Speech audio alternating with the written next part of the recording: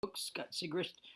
Now we're going to focus on a specific issue um, for applying a political theory, the question of just war, with special reference to Michael Walzer's um, Just and Unjust Wars. It's a kind of contemporary classic now. Let me start with a comment on the just war tradition. Um, there is no single just war theory. There are competing theories. Um, and it's probably best not to describe it uh, so much in terms of just war theory, but as a just war tradition. It's a tradition of debate over principles, and especially over the application of principles. There's wide agreement on the principles, the basic principles at least, but applying principles is a much trickier business than recognizing them, right? Um, so what's Walzer's place in the tradition? Um, you can't necessarily take him as representative. I mean, he has his own take. Uh, he makes his own judgments, and in his book, usually without much reference to alternative views. I mean, he doesn't make any kind of systematic um, answer to um, competing views, although he does, address different ideas about um, the principles and how to apply them. But but he's a useful starting point. He's especially helpful in that he provides so many historical illustrations, and I think that's important. It's easy to talk about. Uh, it's easy to argue in a generalized way and make sort of blanket statements about stuff, but it's when you come down to concrete cases that um, things become both messier and clearer in some ways, right? Um, Now, Walter clearly takes a liberal approach, right? Grounded in the social contract theory, as he indicates, um, and specifically, I mean, he doesn't mention them so much, but I think you could specifically point to Locke and Kant as um,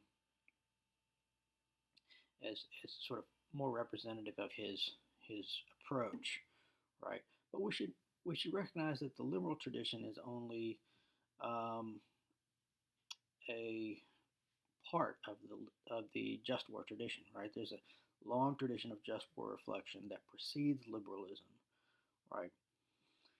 And again, this is primarily Christian just war tradition, although you can look at just war principles articulated by Muslim jurists, uh, even back in the Middle Ages.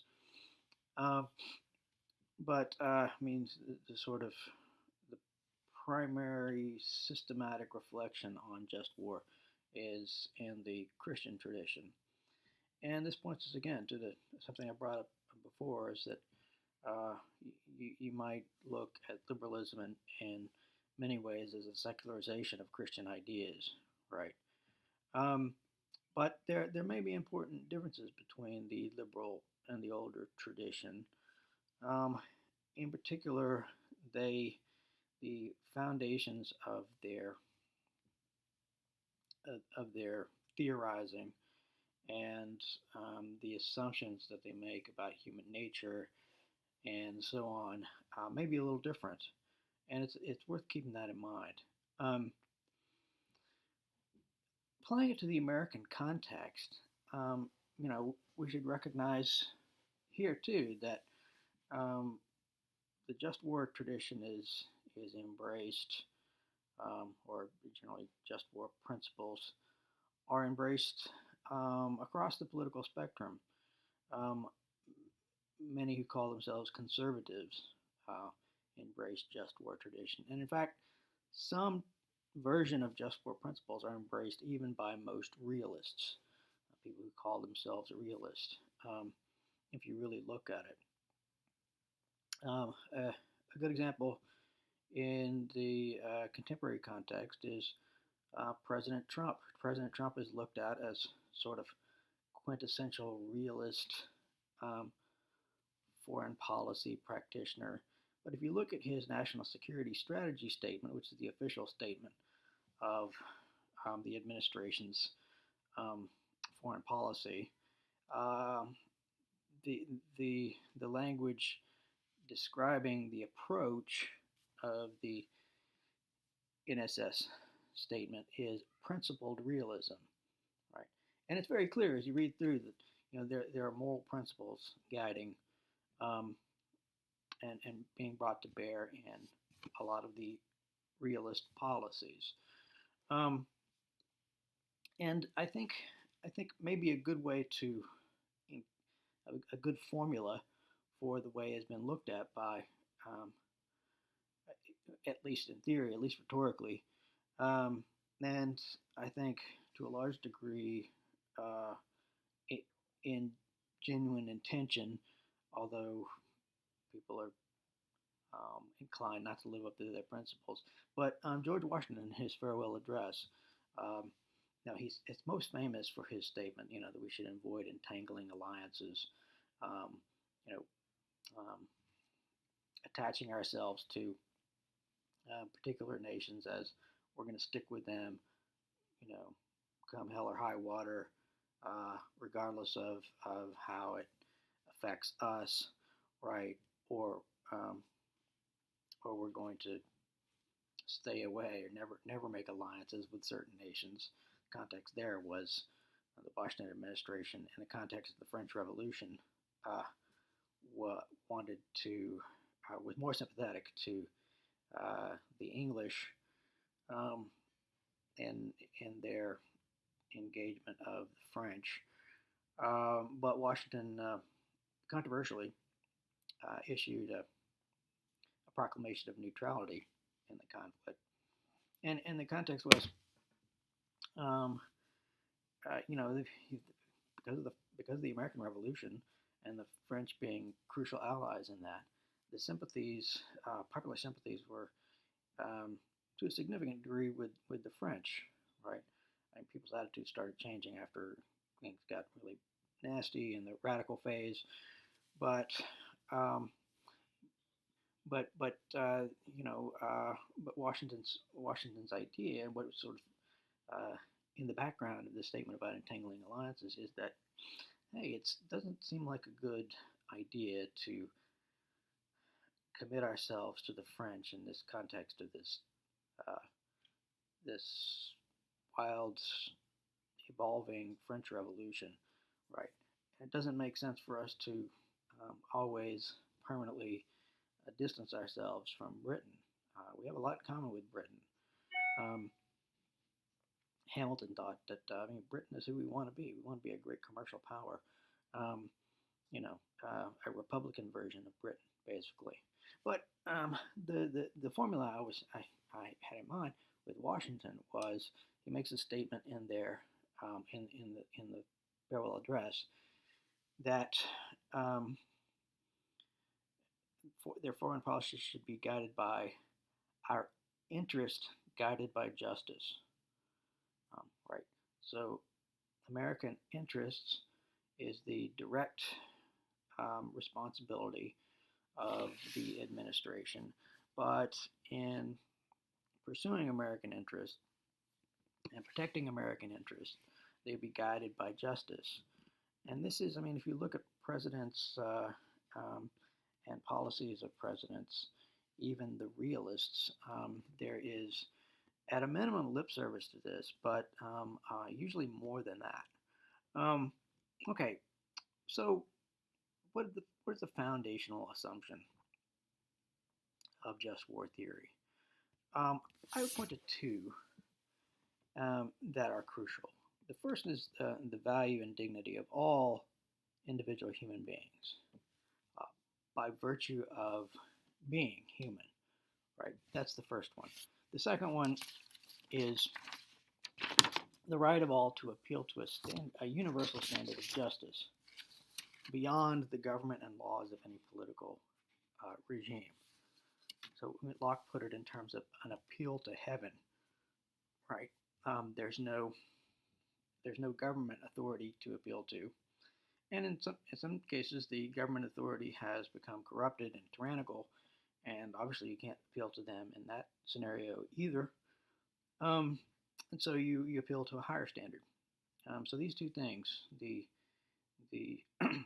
value and dignity of the individual human being, and the idea of a universal standard of justice, right? And implicitly, this involves a rejection of what you could call tribal justice, right? Justice is whatever serves my tribe, my nation, my religion, etc., etc., which is a merely relative notion of justice, right? So let's look at some key points of the ancient foundations of just war reflection and the liberal foundations. Before we look at Walzer's book.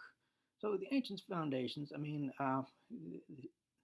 the first and most fundamental is very ancient, coming from the Hebrew scriptures from the book of Genesis.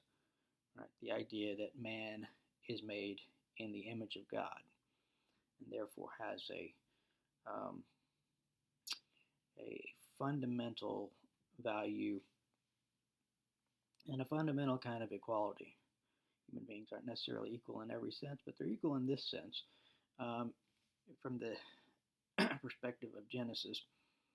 And it's significant to note, by the way, that in the book of Genesis, the statement about made in the image of God includes male and female in the statement. So not just men, but women too. All human beings, right, made in the image of God. And that's the deepest root of the Western idea of the value of the individual, the dignity of the individual, right? It's absorbed into the Western tradition through Christianity, of course, which accepted the Hebrew writings in toto in their Old Testament, right? Then you have the idea of right by nature and natural law. Plato had used this term, right by nature, and Aristotle had further developed the idea that there is a natural justice. There is a justice that is not man-made, that is not simply a function of what a particular government and their laws require or protect. That it's not something like Hobbes's idea that justice is simply keeping your contracts. It matters what kind of contracts they are. It matters. Law can be unjust, which for Hobbes, law cannot be unjust. By definition, it cannot be unjust, right?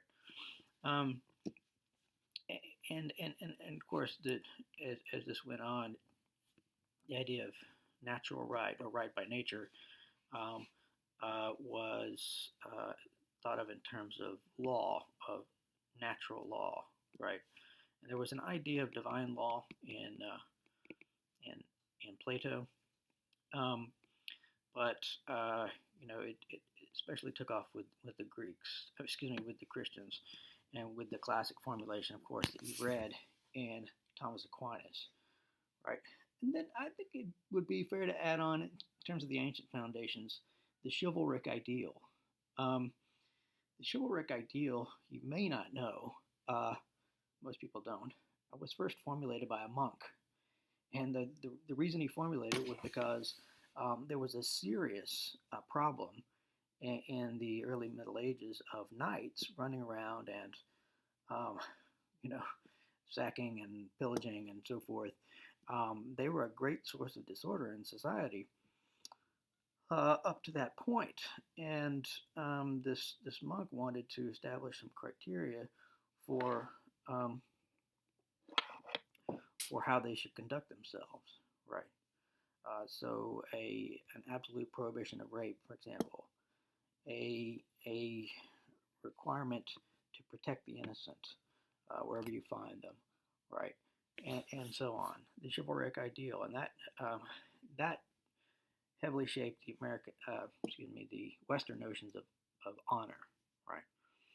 Um, and I guess the last thing I'd say about the ancient foundations and the primary difference, you could say, maybe not. There's lots of things you could argue about being different, but perhaps the primary difference is the ancients uh, um, talked about right uh, right in relation to individuals in terms of duty and obligation. Your duty or obligation to others, right? As opposed to claims of entitlement or what we call rights, right? Though you could say that that was implicit, right? And sometimes the American founders talked about this explicitly. John Witherspoon, James Madison's mentor, in his uh, lectures, the capstone course at Princeton University, then the College of New Jersey, said his statement was nice nutshell. Rights and duties are correlative terms. They mutually imply the other. If I have a duty to you, that implies you have a moral right in relation to me, and vice versa, right? Um, so the American founders had not forgotten about the duty and obligation part. But over time, as the centuries passed by, increasingly moderns um, sort of left off the talk and the theorizing about duties um, and talked about it primarily in terms of rights. So the emphasis was on the rights or the demands of the individual, and increasingly these demands became uh, less and less tightly bound to the original ideas about what constitutes the dignity of the human person and so forth. And this has been called in modern theory rights inflation. You know, everything is a right. Anything somebody likes, anything that somebody takes as an interest of theirs, they demand as a right, and the burden of proof is on everybody else to show that it's not a right, rather than the other way around. And this can cause rights to lose their meaning to some degree. Um, but anyway, that's the ancient foundations. The liberal foundations. I mean, one thing I should say in connecting the two, that the exception to the general rule about um, thinking of duties as primary is Kant. I mean, Kant's categorical imperative and his understanding um, of morality and even a virtue in terms of doing your duty, right? Um, that's that cuts and Kant cuts against the modern trends in other ways as well. I mean, he seems to describe uh, man along the same lines of what Aristotle said, that man is a political animal, that politics is natural. It's a natural, inevitable development of human um, community. And Locke and Hobbes and Locke, and um, to some degree Rousseau also had seen, well, Rousseau too. I don't have to beat around the bush on that. They all saw politics, political community as simply an artificial creation, and to some degree that would seem to diminish the value of political community in some sense. It's less fundamental somehow than if you see it in terms of a natural completion that's required for human fulfillment, right? And Kant saw it more or less that way. But beyond that, let me just suggest some liberal foundations for just war theory. And first of all, there's clearly the idea of the intrinsic value of individuals, right?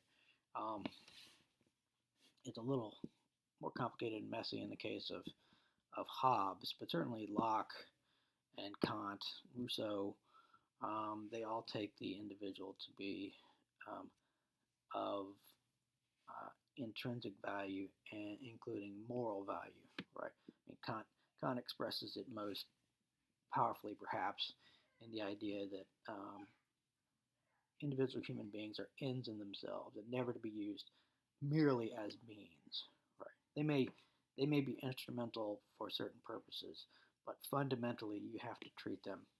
I mean, for example, as a soldier, right? I mean, it's going to be the instrumentality of the commands of the civilian leadership, the generals, and so forth.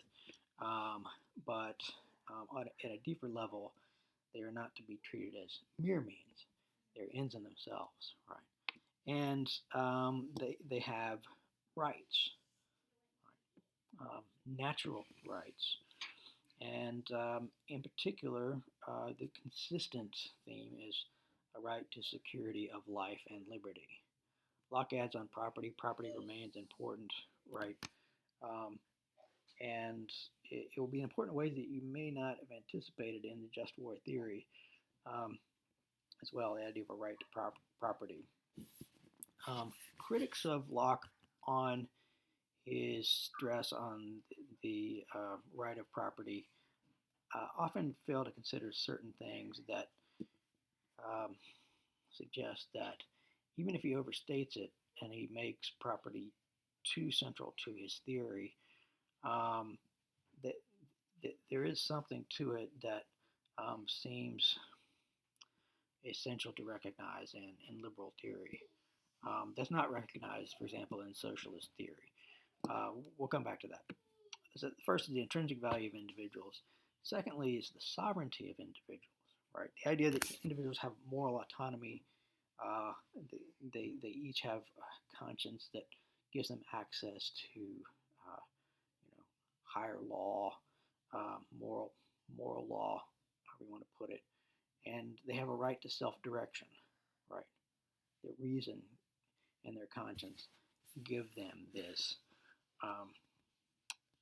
their right to self-direction, including determination of the risk one is willing to take.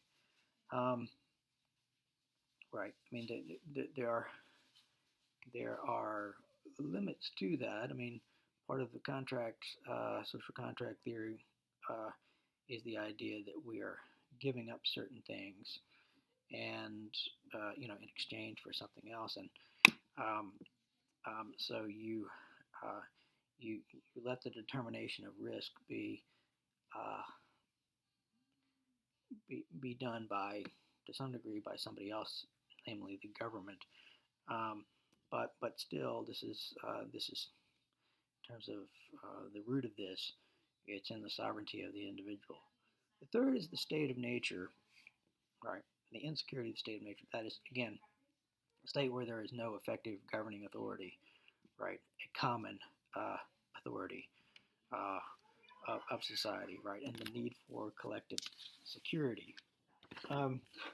Walzer doesn't, I don't recall him talking about the state of nature, but some of what he says about other things, my daughter's crying, about other things sort of implicitly recognizes something like what the contract theorists talked about in terms of the state of nature.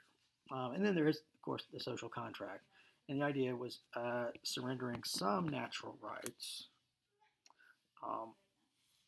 or at least the exercise of some natural rights, in return for collective security. Right. For Locke, that surrender is conditional, strictly conditional, and that is the basis on which he can call for a right to revolution. Right. Government is a trust. Remember his idea. Hobbes says it's an absolute surrender, but all of them involve this idea of surrender of natural rights, or more precisely, in Locke's case, the exercise of certain natural rights in exchange for this security right. And then there's, again, finally, and especially relevant to just war theory, is the idea of an international state of nature, right? And the liberal idea developed along Kantian lines, right? The idea, the ideal of a federation of republic, and this governed by international law, right? Um, One thing I should note about the liberal tradition, and this is true of the pre-liberal tradition, and the or the extra liberal tradition as it might continue in the modern context, is there is a debate within the liberal tradition over what these things mean and imply, right, and how these principles should be applied. So again, I want to stress that the just war tradition is a tradition of debate. Sometimes there will be arguments for and against the same action or the same war based on reasoning from just war principles. Um, Opposite conclusions, but both based on on these ideas. And so, anyone who looks to the just war tradition to derive absolutely certain conclusions about what to do in any given situation are going to be disappointed. That's not a realistic aim of the theory, right? The applications are always messy. They're always difficult. They always involve certain judgment calls. There are some more clear-cut cases of something is the right thing to do, something is the wrong thing to do, but oftentimes there's a lot of gray area, and there's a question of how to be guided by the principles in those situations. But part of the hope is that by virtue of feeling the need to appeal to these principles and to debate on the basis of these principles will mitigate, moderate the evils of war. Um, so, okay, so the general framework of just war theory, again, I'll remind you, is the threefold scheme of jus ad bellum, justice going into war, or just cause, right? Jus in bello, or right conduct within war, in the conduct of war, in the course of a war, right? And then jus post bellum, justice in concluding a war, and in treating the defeated power at the end of the war, right? That's the threefold framework. Let me start the general account with the fundamental questions of the evil and the necessity of war. And here a good starting point is St. Augustine. So Augustine, in his reflections on war, said, "What is blamable about war?" And he makes a very important point about what's not blamable per se, and that is that people die. He says we're all going to die. Death is not the worst thing that can happen to a person. There are things that, well, in particular, in the Greco-Christian tradition, to do injustice, right, and to have a bad soul is much worse than physical death. But he says that's not it. That's not the evil of war. The evil of war are things like the cruelty of revenge and the libido dominandi, the lust for domination. It's the passions. It's the passions that lead to war and that that that that tend to drive war. These vicious passions. That's what's evil about it. And war is a manifestation of those passions. That's what's evil about it. It's not so much that people get killed. Right? People can get killed in a plague. uh, coronavirus. It's not. It, maybe the spread of the virus deals relates to some bad moral decisions. Um, we we're all aware of China's failure to um, warn people and so on. Not only both in their own country and abroad, right? But the disease itself, there's nothing immoral about the disease itself. It's just a natural phenomenon, and we can't blame anybody for dying from a disease. Um, you know, so there's no moral content to death per se, right? Um, it is important to minimize death, but we got to get clear on, again, for Augustine, for the Christian thinkers, for the Greek thinkers, death is not the worst thing, and that's why it's legitimate to fight, um, to give your life for um, for a cause, right?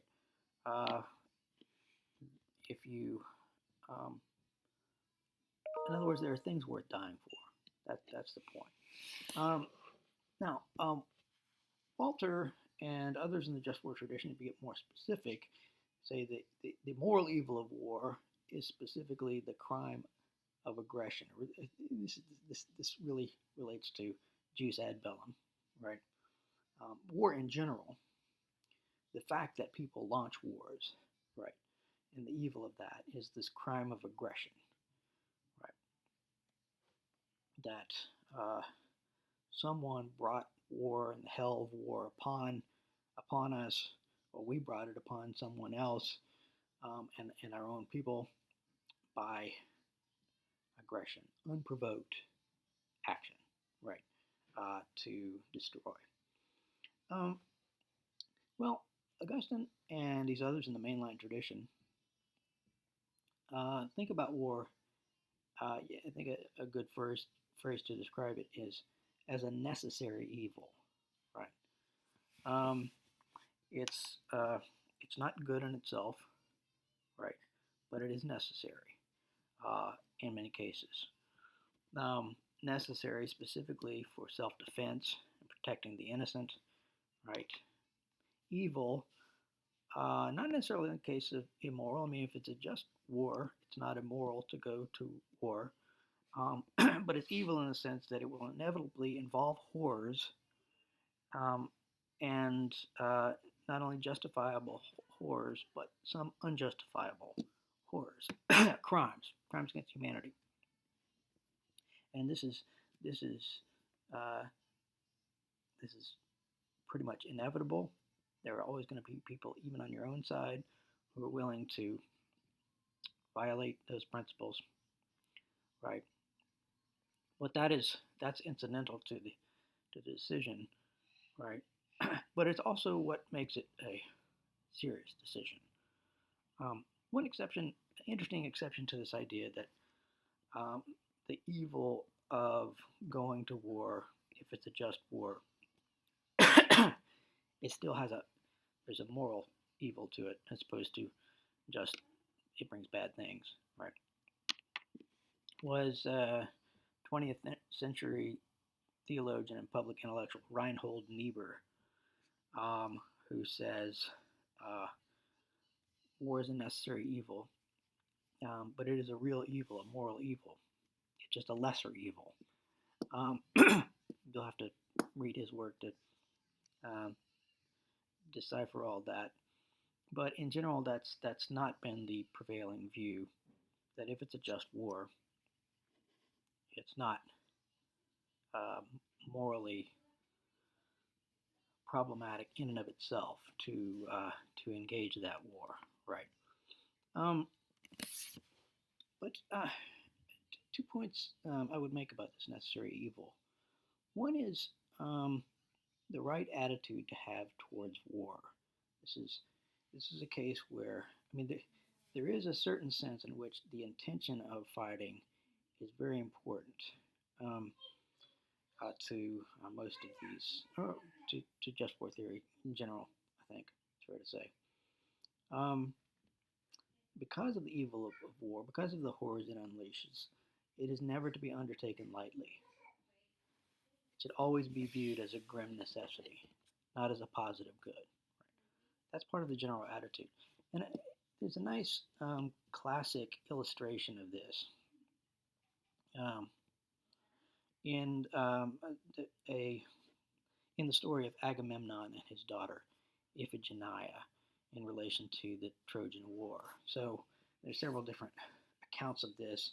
Probably the most famous is in Aeschylus, the one of the great Greek tragedians. Um, but Agamemnon and all the Achaeans, later known as the Greeks, right, um, are preparing to set sail to go uh, to Troy, and of course there's debated reasons for going to the war. There's ostensibly the purpose of, uh, you know, punishing the kidnapping and rape, or at least it's claimed that it was such, by the son of the king, Paris. And so it's actually interesting to look at the whole, the debates over war. There's mixed motives. There's a lot of things going on in terms of um, why they're going to go to war over ostensibly one person, right?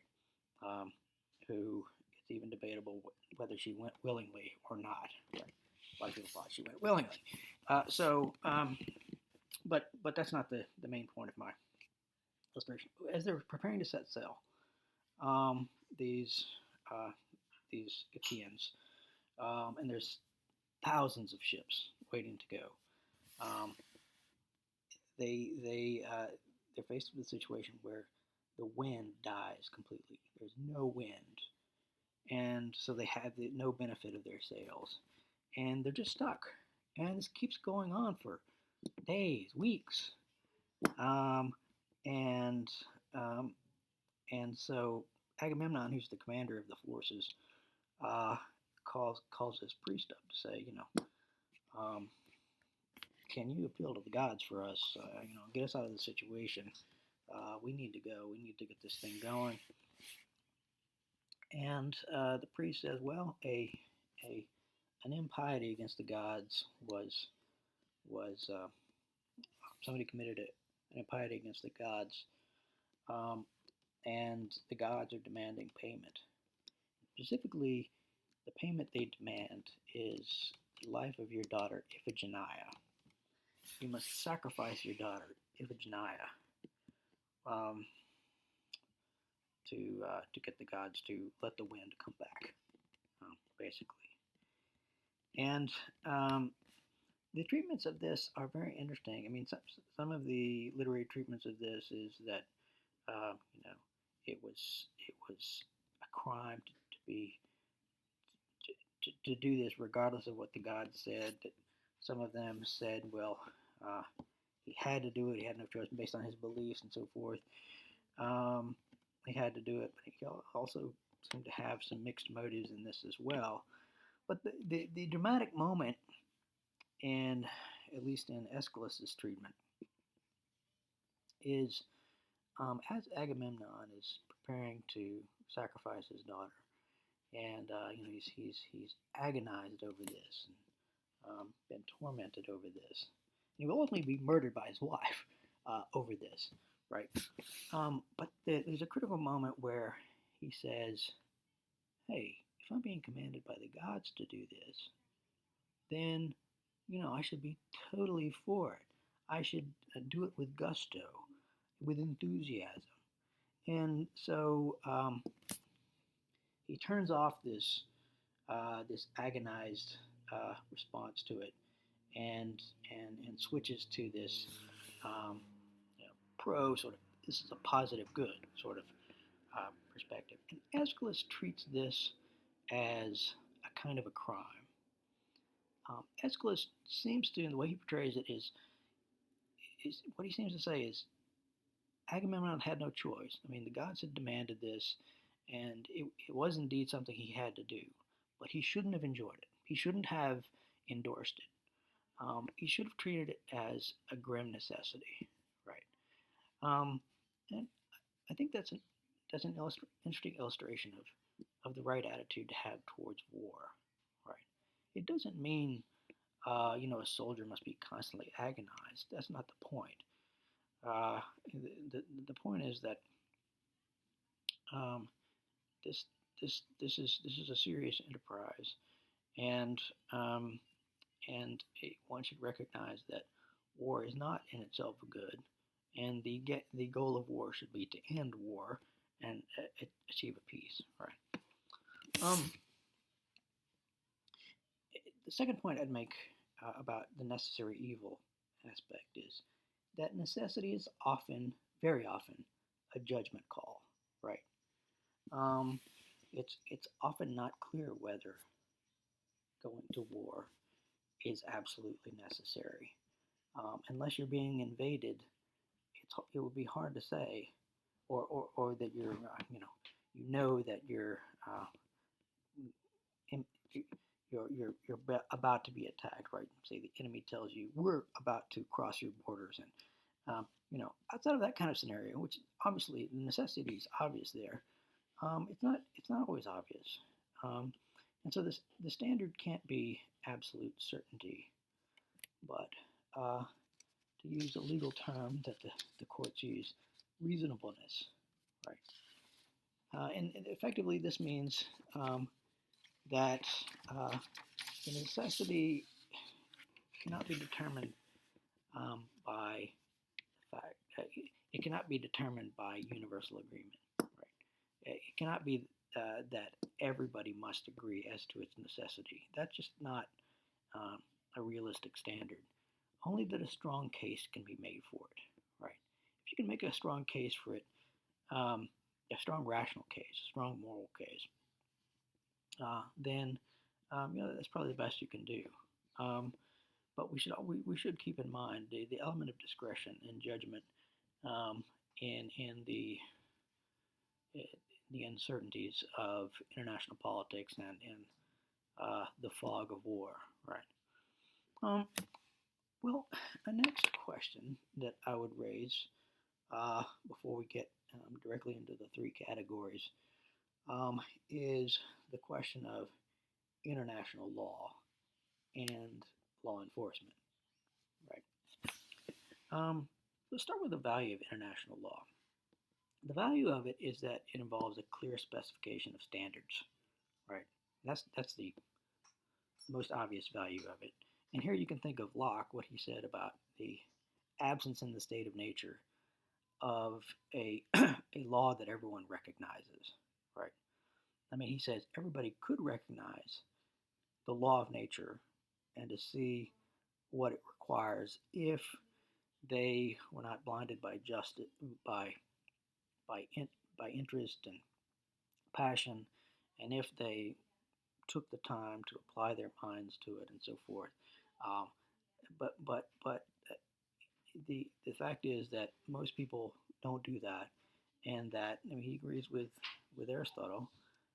People are not good judges in their own cause as individuals. This is one of the reasons he takes up um, the issue of who can judge when a revolution is appropriate, because in that case it is the people judging in their own cause, right?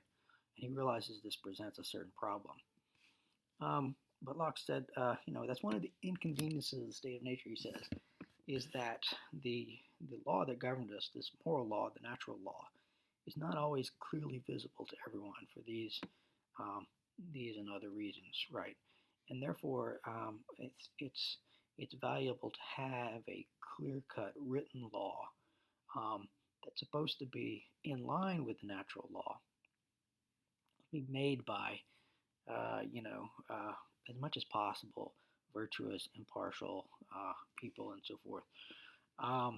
But in any case, once it's sort of set in stone, everybody can look at it and see what is required of them by this written law. Then then you overcome that inconvenience of the sometimes lack of clarity about the natural law, right? So that's the value of international law, but there are clear limits. And Balzer recognizes this in the fact that he regularly takes issue with the international law and suggests it needs to be changed in some ways, and suggests that it's simply not the highest standard, that moral principles are the highest standard, not the international law. Again, um, Locke's whole appeal beyond the laws, and the idea that laws can be unjust, presupposes this, right? That it's the moral principles that are supposed to determine law rather than the other way around.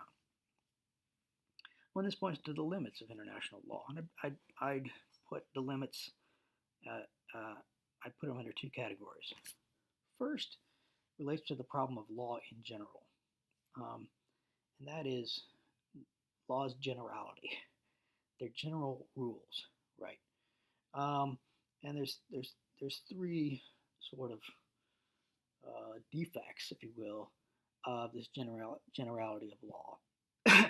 One, you can't foresee every circumstance, every contingency. You can't account for everyone in law, right? The future is too unpredictable. So there's no way you could cover everything in law. The best you can do is establish these general rules. Second, there's always some need for discretion in applying the laws. That's why we have judges, right? But this is true for legislators and executive leaders. There's always some need for discretion, right? How does the law apply in this particular case, right? And then the third, and this is related to discretion also, that there must be some exceptions to most rules, right? The general rule, I should always tell the truth, does not apply when the Gestapo is asking, you've seen any Jews and you're hiding Jews in the basement. Then you're morally obligated to lie, right? So there's exceptions. Those exceptions prove the rule, if you will. They don't undermine the rule, but they are something that happens, and the law cannot account for all possible exceptions, right? So international law faces this defect of laws in general. But then there's something more specific to international law, and that is the problem of enforcement at the international level, right? First of all, you're going to inevitably have disagreement about what should be done in applying the international law. You'll have some disagreements about what is actually the content, whether international law is rightly made, or whether there should be a law this way about this thing, and so forth. You're always going to have some disagreement. But even more fundamentally, even if you have a large consensus, there's a simple lack of means. There is no, and perhaps can be no, equivalent to the effective governing authority on the level of the individual society that Hobbes and Locke and the others are looking for to escape the insecurity of the state of nature, right? There is no international institution with the means to enforce international law, right? They rely entirely on member states, right, to enforce the law, and even member states may lack the means or the will to enforce it, right? So, what I would say is, in terms of international law, its value is, it's twofold. I guess I should add to first the clear specification of standards, but also the provision of processes short of war. I mean, people who are willing to use the system or to, as much as possible or reasonable in their view, comply with international law. But there's a dispute. Well, there are processes for settling these disputes. In some cases, short of war, processes for providing humanitarian assistance, etc. Right? Um, okay, so got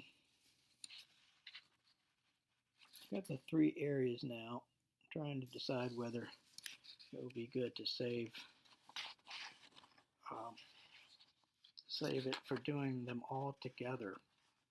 The case against this is Walter spends a whole lot more time on jus in bello, which is, he says, is what he's most interested in here, than he does jus ad bellum or jus post bellum. Nonetheless, I think I will wait. I think I might make a short video on jus ad bellum and jus post bellum, and then do a third one rather than the two initially planned on jus in bello. All right, so I'll stop here. See you next time.